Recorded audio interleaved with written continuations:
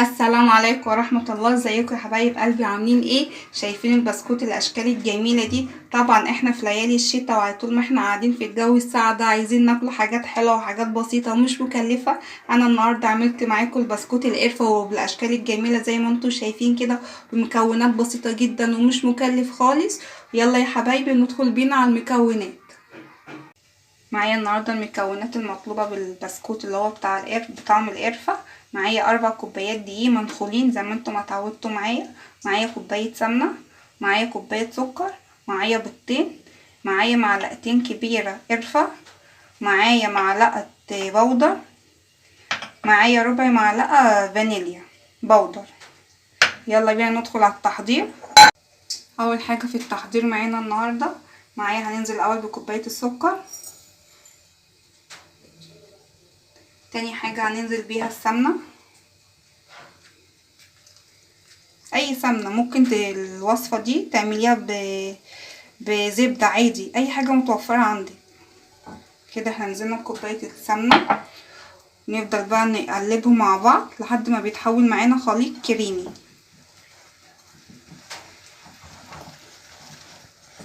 طبعا يا حبايبي زي ما انتوا شايفين كده انا عملت السكر والسمنة لحد ما تحولوا معايا لخليط كريمي زي ما انتوا شايفين كده. الخطوة اللي تانية اللي جاية هنعمل ايه؟ معايا البيضتين هننزل بيهم طبعا كده عليهم. طبعا بيضتين يعني وراهم على طول فانيليا، اي حاجة اللي متوفرة عندك، بودر سايلة، ده شغال وده شغال عشان خاطر ريحة الزفارة بتاعة البيض. ونفضل نقلب كده لحد ما خليط البيض ده كله يختفي. طبعا زي ما انتوا شايفين كده احنا بعد ما حطيت البيض تنيت اقلب لحد ما قوام البيض ما اختفى خالص زي ما حضراتكم شايفين كده.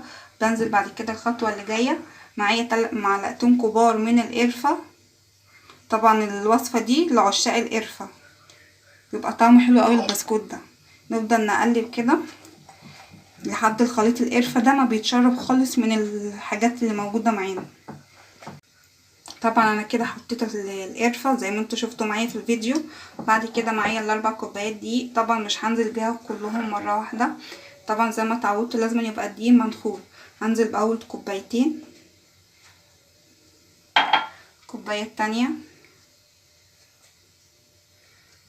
ومعاهم معلقه البودر، ومعانا رشه ملح، رشه ملح بسيطه قوي. ونفضل بقى نقلب كده لحد ما الدقيق ما يتشرب مع الخليط اللي موجود معانا. طبعا بعد ما نزلنا بالكوبايتين الدقيق اللي انتوا شفتوهم معانا، طبعا لسه العجينه معانا طريه زي ما حضراتكم شايفين كده. هنزل بالكوبايه الربع التالتة، مش كلها، حبه بحبه عشان نقدر نشوف العجين معانا ايه. نقدر برضو نشرب العجين كده بالراحه، احنا مش بنعجن عشان ده البسكوت، العجين البسكوت بتبقى حساسه عن العجين التانية.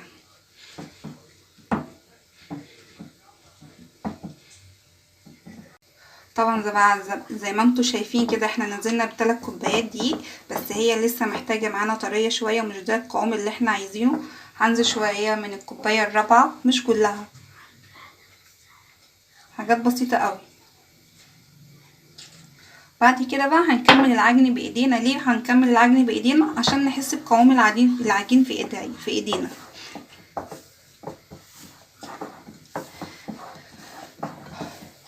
طبعا ما تنسيش تدعميني باللايك والاشتراك في القناه عشان يوصلك مني كل جديد. انا كده بقى بكمل عجن بايديا عادي. طبعا زي ما انتوا شايفين كده هي العجينه كده جاهزه، وده القوام اللي مطلوب معانا. بصوا قد ايه هي ناعمه وقد ايه هي حلوه قوي، مش مشققه ولا اي حاجه، هو ده القوام اللي مطلوب معانا. وبالظبط هي اخدت معايا 3 كوبايات ونص من الدقيق، دي الكوبايه الرابعه ودي بقيتها. تمام، هي كده جاهزه وهنشكلها مع بعض في الفيديو. تابعي معايا الفيديو. طبعا هي العجينه كده جاهزه معانا. تكون انتي محضره كيس، جايبه كيس لبن وفتحها من النص كده زي ما انتوا شايفين كده، بتفتحيها من الفتحه دي وتاخدي نص العجينه. بنجيبوا نص العجينه كده ونبططها الاول. بعد كده بنجيب كيس تاني فوق الوش كده ونجيب بقى ما عندك نشاب عندك سريع اللي موجود عندك وبنفردها بقى كده عشان نقدر نشكل معانا البسكوت بتاعنا بتاع النهارده.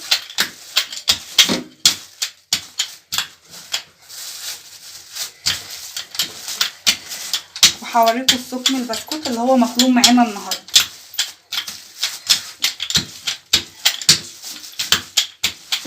بالشكل ده كده بنفضل نفرده. هو بيبقى سكمها ولا هي مليانه قوي ولا هي رفيعه قوي. هوريكم السكم اللي مطلوب معانا النهارده. طبعا احنا كده بعد ما فردناه زي ما انتم شايفين كده بنشيل الكيس اللي فوق الوش ده كده. بعد كده يبقى احنا عندنا قطاعات وبنقطعها بقى زي ما انتم شايفين كده.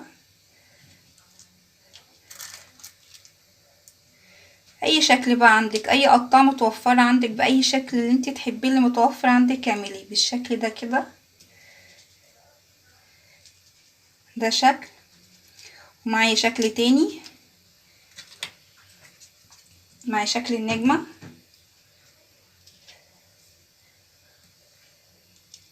بالشكل ده كده.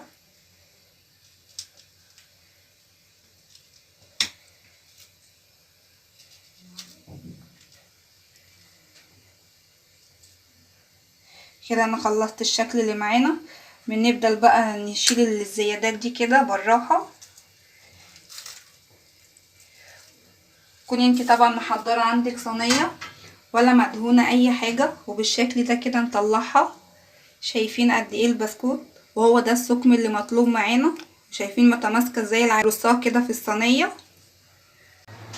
طبعا يا حبايبي زي ما انتم شايفين كده الاشكال الجميلة دي احنا كده خلصنا التقطيع، وهي كده جاهزة ان احنا ندخلها الفرن وهنحطها في الشبكة الوسطانية. وطبعا الفيديو معانا لحد ما نطلعهم من الفرن. احنا كده يا حبايبي زي ما انتم شايفين البسكوت بتاعنا بعد ما طلع من الفرن واخد اللون الشكل الجميل، وبعد ما قطعناه الاشكال الجميله زي ما انتم شايفين كده. يبقى احنا كده يا حبايبي وصلنا لنهايه الفيديو وبألف هنا. وطبعا ما تنسوش تدعموني باللايك والاشتراك في القناه عشان يوصل لكم مني كل جديد. في رعايه الله.